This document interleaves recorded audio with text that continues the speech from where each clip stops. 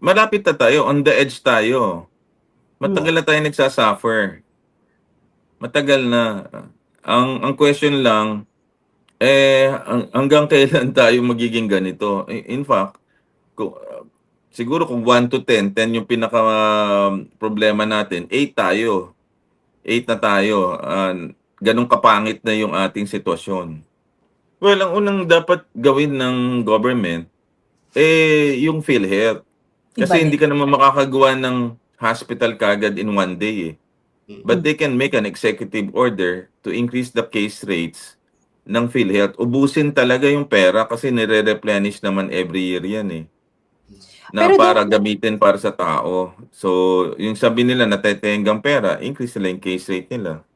Dr. Tony, while you're calling for the full restoration ng budget sa PhilHealth, no, habang hindi ho nangyayari yan, how are we addressing yung funding gaps sa mga public hospitals or in any hospital po?